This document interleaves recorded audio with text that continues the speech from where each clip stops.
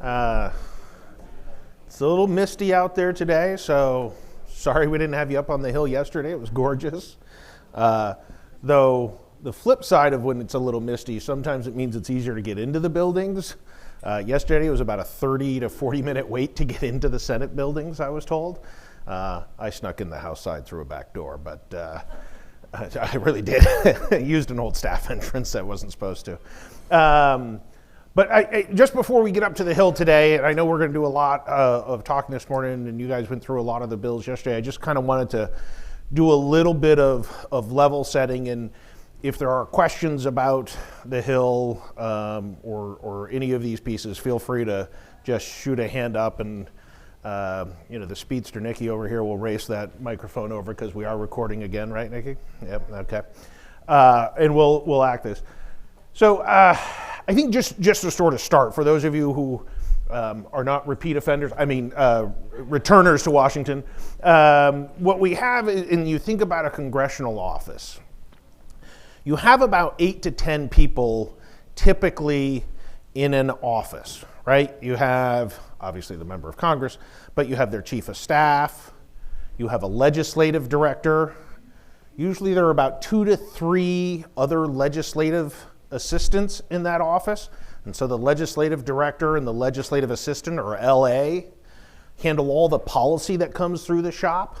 Usually they're divided up by issue area, right? So somebody might do health and social welfare and environmental, somebody else does transportation and military, and somebody else does tax and trade, and obviously the list goes on and on.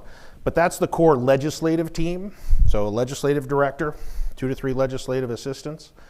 You've got the legislative correspondence. Now, in my day, that was literally letter writing, right? So you got all that mail into a constituent, somebody write an angry note to their member of Congress saying that they didn't like, usually it was like the garbage trucks in their local neighborhood, which has nothing to do with federal law, but we get a lot of those things. Sometimes it was about things. These are the people who actually take that first draft and sort of reiterate, here's what the congressman's position is on these issues. Thank you for calling us or writing to us. Today, I assume that's done by email. I don't know if they're texting with constituents yet or not, but you still have these legislative correspondents that take that communication in.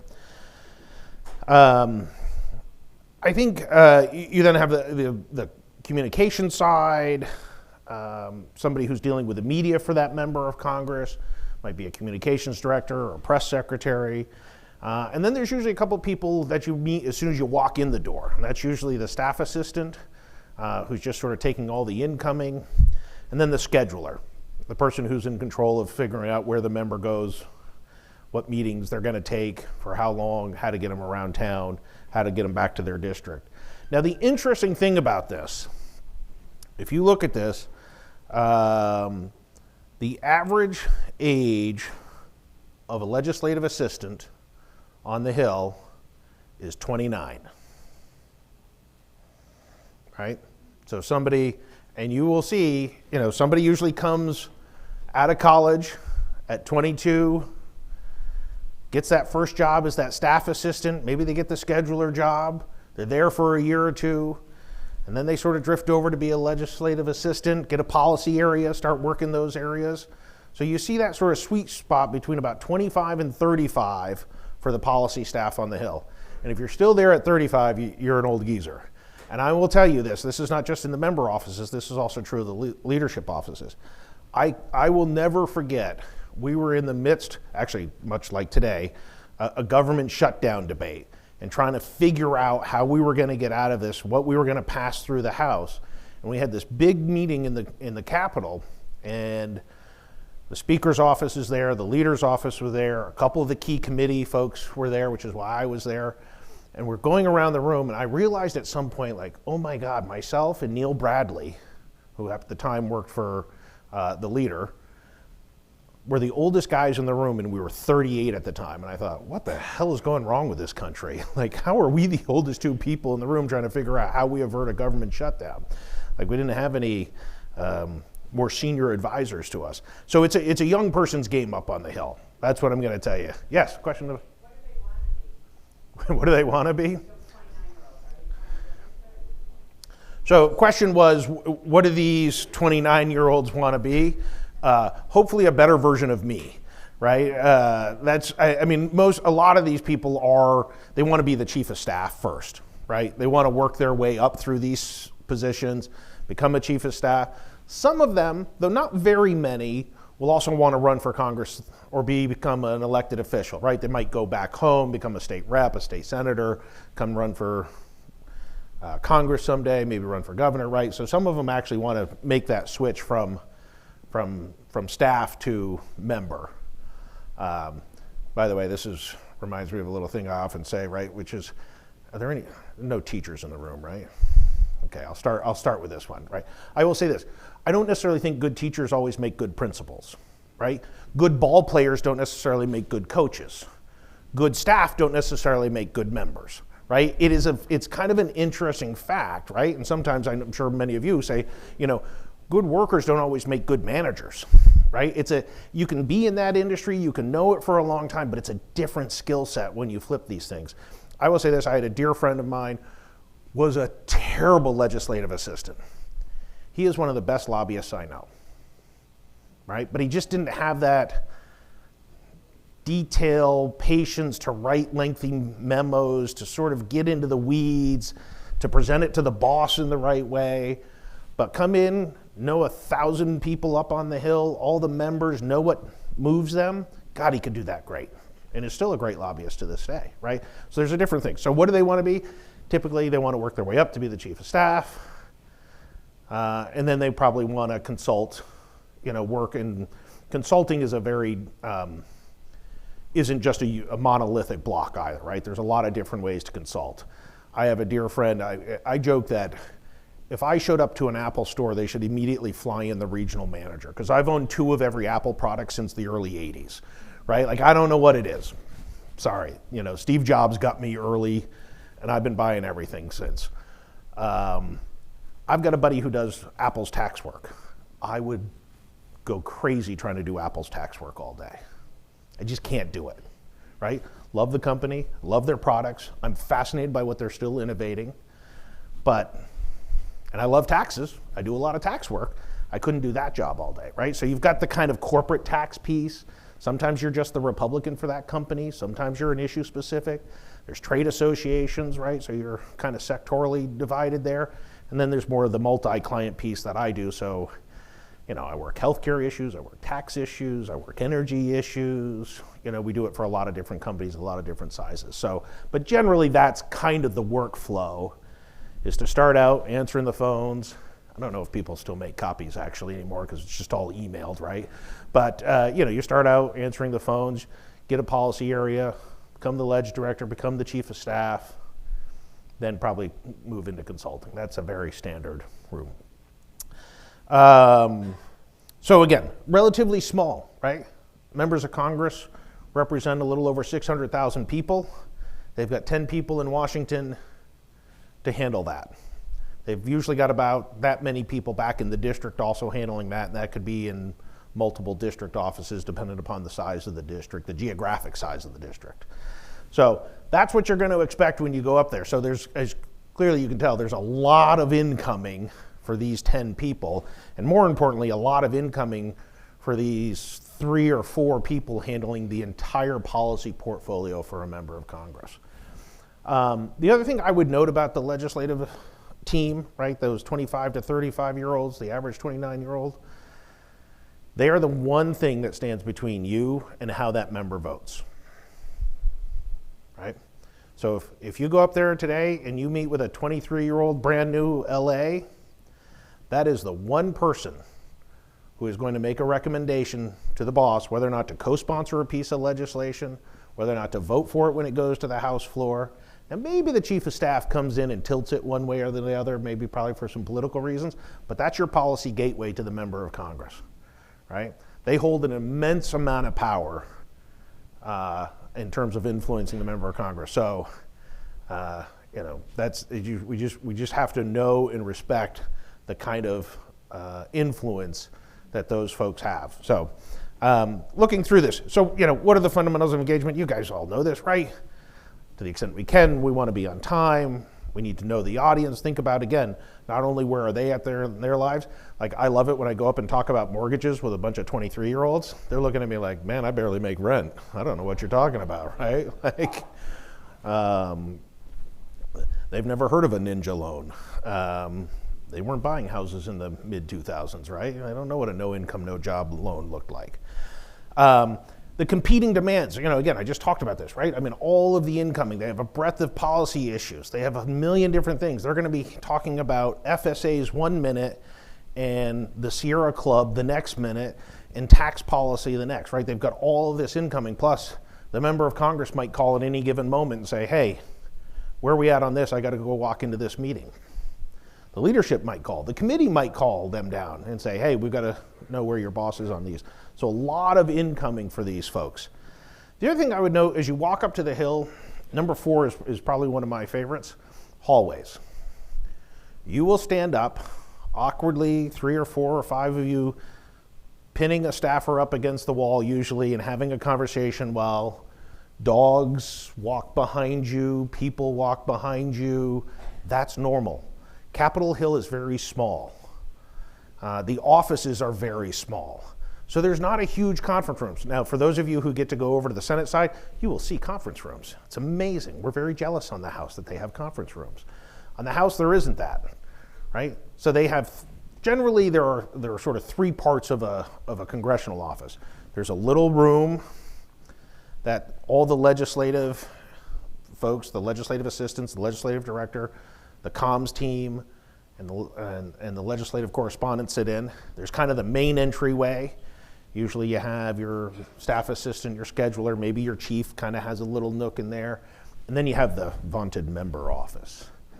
So a third of the office is dedicated solely to the member, which means all the business usually has to take place.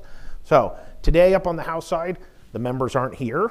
So a lot of times you'll get walked into and you'll have your meeting in the member office, which is great. Lovely couches, tufted chairs, they're great. But guess what? If the other LA has a meeting in there already, maybe you're huddled in the front office that has 3 extra seats and the people coming in for the next meeting. Well, if the other LA has a meeting and already has that seat, you're standing in the hallway. And so this is just very normal for all of them. It's kind of bizarre for any of us. I don't think I've ever done I've talked to a colleague in the hallway. I've talked to a colleague in the break room, but I've never invited a client in to say, hey, let's walk the hallway and do this substantive business meeting, right? This is normal. Well, normal for DC, right? We clearly do things to. The other thing, obviously, is how do we make this relevant, right? Again, try and think about what is impacting their lives. How are they doing it? If somebody mentions that they have kids, boy, it's a great time to talk about dependent care FSAs, right? And the struggles of childcare and the cost of childcare and how that cap hasn't moved, but inflation has. So, right, how do we sort of maybe they aren't taking care of a grandparent yet, but their parents are taking care of a grandparent, right? So how do we sort of in our conversations try and bring this back relevant? The last piece, obviously, these are busy folks. They remember who's nice. They remember who said hello to the staff assistant as they came in and said goodbye and thank you. So these are just simple things. It's true, they're rushed, they're chaotic, but we still do our piece, right? Which is all these sort of things. In terms of the ask, first of all, we've got to make it, right? We're just not up there to talk. We've got to actually make an ask and a request of them. We've got to emphasize the importance of these programs. We talk about them, right? We're constantly reminding them who benefits from these programs: middle class, working families, people who feel that pinch in a tight economy, people who feel that pinch in a good economy, right? The cost of healthcare, the cost of caring for a loved one, et cetera. Also, let's remember, a lot of these folks, again, they're young. They probably haven't spent a lot of time with an FSA or an HSA or an HRA or an ICRA, right? They just don't necessarily have that lifetime of experience of it. Through their health plan, they have the option for these programs, but they probably haven't necessarily taken advantage of it. So let's make sure to back up and make sure we meet them where they're at. And sort of, it's fine to ask about hey, how much do you know about an HSA? Have you ever had one? Have you ever lost your money at the end of the year in one of these accounts, right? Like, what's your experience here? Go ahead and sort of probe a little bit as you talk about that. So make sure we explain, we have that baseline of understanding. We're not just throwing a bunch of acronyms at them. Again, I come back to that last part, make the ask, right? We're not just there to have a nice casual conversation. We want them to be supportive of these policies. We want their boss to co-sponsor these legislation. When these issues come up before them, please be supportive, right? Make sure we make the ask. My former boss was always famous for saying, in every one of his speeches at the end, would say, please vote for me. I always thought it was really weird. I'd been in the business a long time, and I was like, he'd give this great rousing speech on whatever the topic was, really identifying with whatever group he was in front of. And he always looked at me and goes, I don't care if they like me, I care if they vote for me. And if I didn't ask them to vote for me, right? So the same thing here, right? They may love HSAs, but if we don't ask them to support it, we got to make sure that there is a very clear defined action we want out of them. It's to back these policies, to co-sponsor legislation, to vote for it on the floor of the House or the Senate. And then again, of course, obviously, in terms of what is the ask, right, as we go up there, and you guys have seen this, right? It's expand, it's strengthen, enhance. These are the kind of phrases we want to talk about. And I think this is the piece I'd emphasize the most. As much as we have that clear defined ask to be supportive of these policies, I think we have to educate. And all of this goes to what are we educating about, right? We want to expand HSA eligibility so more people get to utilize these benefits. The types of people who get to use our services, the type of people who benefit from these. Why isn't a working senior able to utilize these accounts, right? We should make it open to people in Medicare. We should make it open to people in TRICARE and Indian Health Services. We should let direct primary care and state benefits be covered below the deductible, right? Let's help explain and expand the benefits that we want out of these programs, right? In a second or third generation of HSAs, FSAs, and HRAs. Strengthening FSAs. Make sure we're talking about the value that they provide to families in terms of helping with out-of-pocket expenses. So again, I talked about earlier, the young staffer who maybe just had their first kid and is looking at child care and the daycare system. Even the house daycare system is outrageously expensive. How do you cover that? Well, we should make sure the contribution limits are updated, right? We should have them adjusted for inflation, right? These are the things we want them to be doing in the broad sense of it. And then obviously, a big one for us, or the third one on the list here, is that expansion, making sure we have more people available to get into these, to get the kind of health coverage they deserve, and ICHRAs are our way to do it. So again, we're talking about these principles largely, and the benefits and who they benefit. That's the core of the ask, right, is to be supportive of these types of programs. The last thing you'll have in your list, and I don't want to freak you out by it, so this is what I want you to focus on when you go up there, right? Talk about these kind of benefits, is you do have the full ask, right? You've got a list in your packet that you'll hand them that says, hey, here are the kind of bills that do this. Some of them were from the last Congress, some of them are just getting updated now, but take a look at these kind of things. Give us a call if you have any questions about them.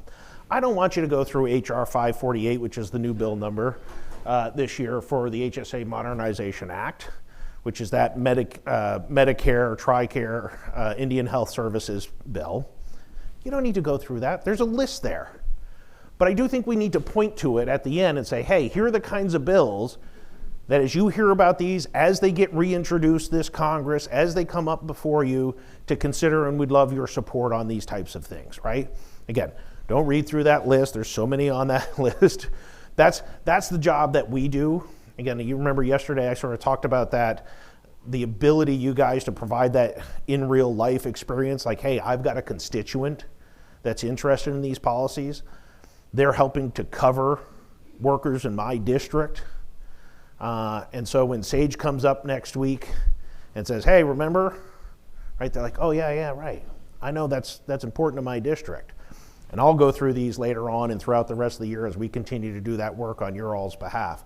So I think it's really, again, go back and talk about the big picture pieces here, the things you're comfortable, the things when you're out selling these programs that you provide the benefits to, right? This is great for your workers. This is how they're going to benefit. This is why you want to provide it as an employer. Here are the kinds of things that we'd like to be able to do if we could expand and strengthen and enhance these programs. And then again, at the end, give them that list, point it to them, have them look at it, tell them to call us when we have questions, thank them for their time, and then go be on time to your next meeting. Any questions about the Hill? Say what to bring, what to not bring. Okay. Because you're going to go through a metal detector. Yeah, no knives, no guns, no weapons. All right, you ladies in the room, just earmuff it for a minute. Men, go change your shoes. The women are smart enough. No, I bet, the women already know not to have on their worst pair of heels.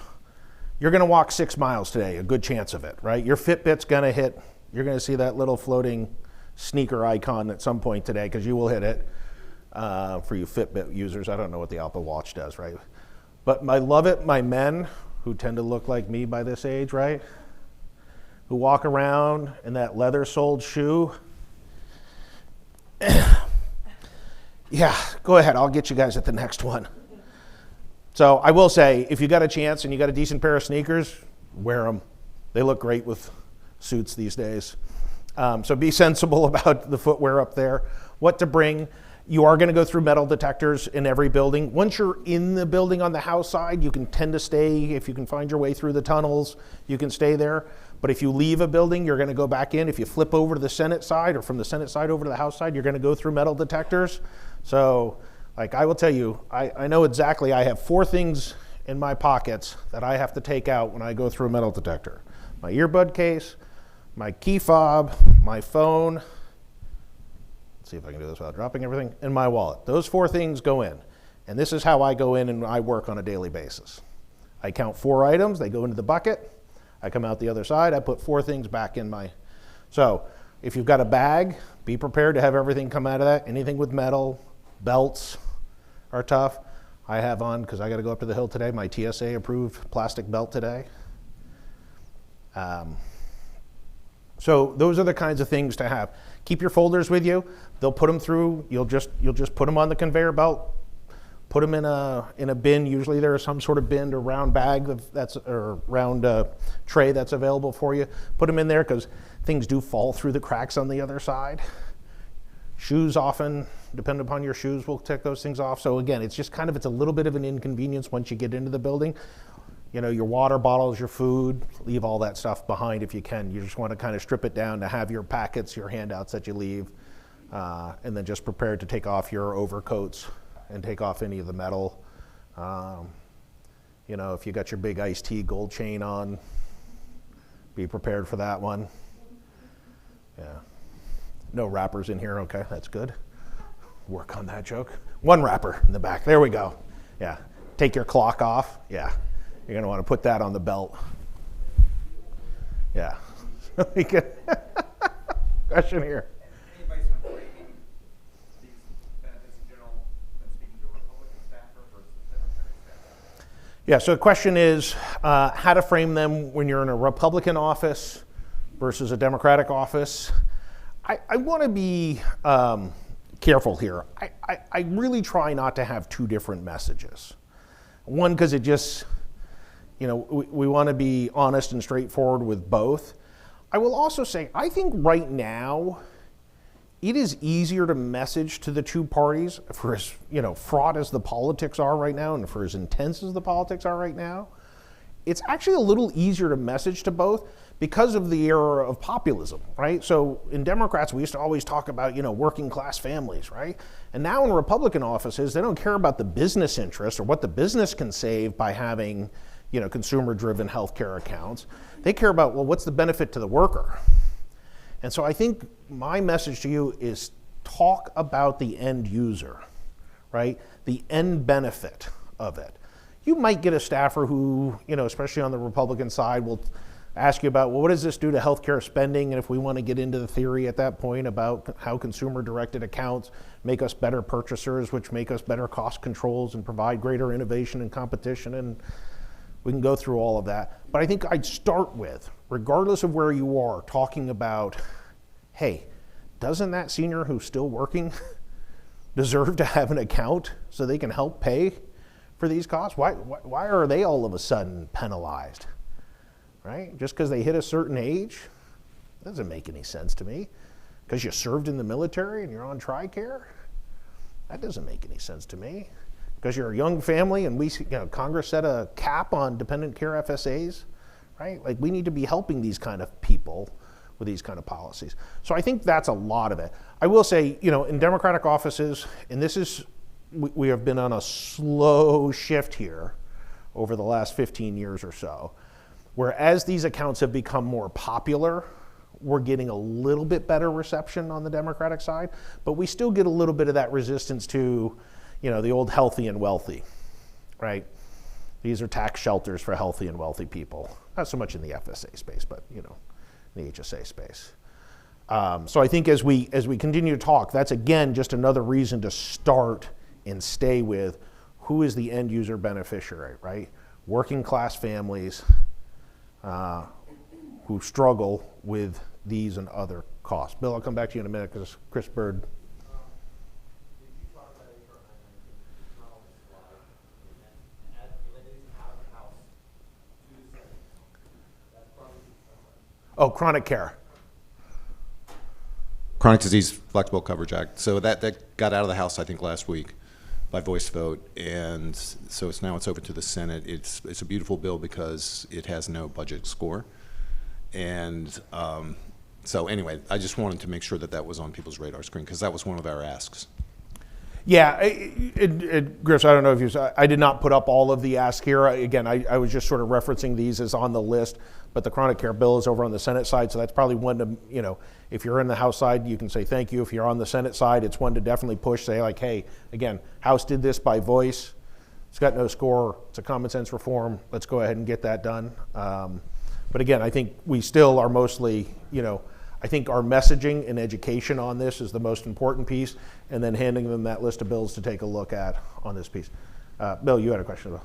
Well, one of the things that you hear from the Democratic side is about high deductible health plans. And I think the thing that you have to talk about is you hear a lot from the Democratic side is they don't like high deductible health plans. And I think the thing that you can talk about is that so many plans, normal plans, have been increasing the deductible, that so many people have very high deductibles, so that everyone is really looking at high deductible health plans. So it's not really just an HSA issue, it's an issue for everyone. So. Yeah, I would just say too, I agree, Bill. Virtually everything in the market is a high deductible plan. We haven't quite made it HSA, we haven't given it that seal of approval that it's HSA compliant, but by definition, almost everything in the market, whether you're on the ACA, whether you're in an employer-based plan, whether you're in an employer-based HSA plan, it's a high deductible plan. That is the market now. You'd have to really search, I think, to find something that's not a high deductible plan these days. Do you want to, I can give you from Kaiser Family Foundation, what we put in the webinar of the average Oh. deductible, it'd be helpful. I got my pretty glasses on, not my reading glasses. Let's see if this works. So everybody has it. All right, so rising deductibles. We've got, so the high deductible minimum, if I'm reading this right, is $1,650 for a single and $3,300 for family. But the average plan here, I believe, as this read, is $1,930, right? So almost $300 more than the high deductible limit. And the average deductible for a family is $3,733, about $400 more, right? So the average plan in the marketplace is well exceeding by about 10% or more, almost 20% more from Kaiser Family Foundation, right? Kaiser's can be a little lefty for some of my Republican friends, but we all trust the data.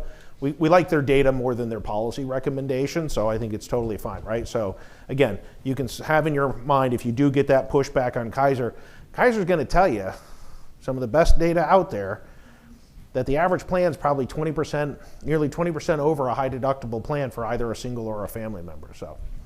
Sage, I don't know if you remember, we did some lobbying with the HRA Council on ICRAs with Yep. some of the staffers a year or two ago, and one of the things that we experienced on the Democratic side was a real misconception about some of the ICRA rules that probably came from the Keep Us Covered movement and stuff like that. I just thought maybe you could give us advice for when we come across that in person, and what is the best way to correct those misconceptions without insulting the staffers. Yeah, try not to insult the staffer. Yes, definitely. I probably should. In fact, I'm gonna make a note to myself to put that on that. No insults to staffer. I've not always succeeded on that, but I'm working on it. So in terms of ICRAs, I think there are the biggest pushback I tend to get on the left is that it's somehow undermining the ACA in the marketplace. And so I think the most basic pushback is, hey, an ICRA plan has to be ACA compliant. Period, full stop, right? These are ACA compliant plans. What it's doing is filling that gap and helping people get into that market and onto those ACA style plans that otherwise don't have an option, right?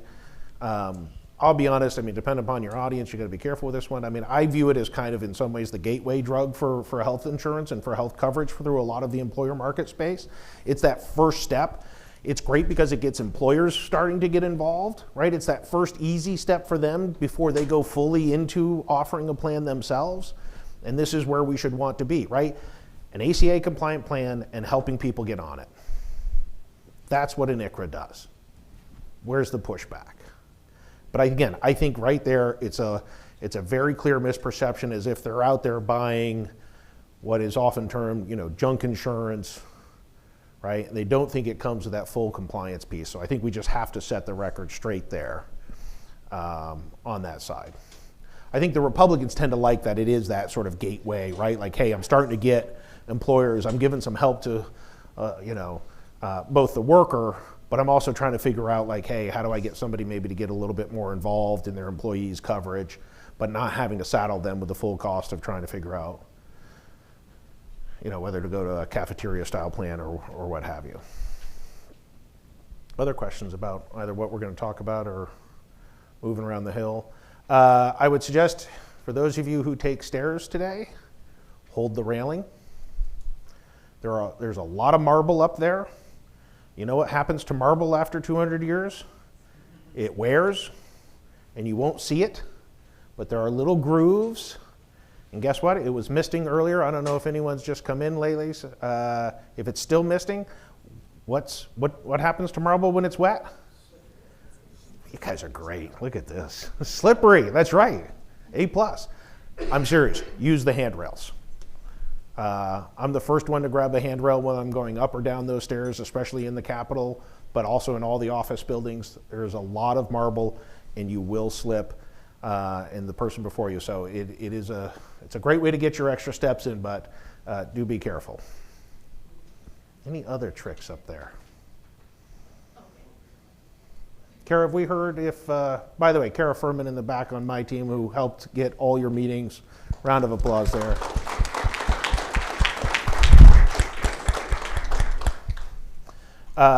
We haven't heard any reports from anybody up on the Hill yet this morning. You haven't seen, right, in terms of lines. I think you'll be pretty good on a Thursday, that you should be able to get through. They're good? Very quiet. Very quiet up there this morning? Okay, good. Thank you, sir. Anything else? What else can we do? All right. Thank you all. Have a great day. Look forward to hearing the results.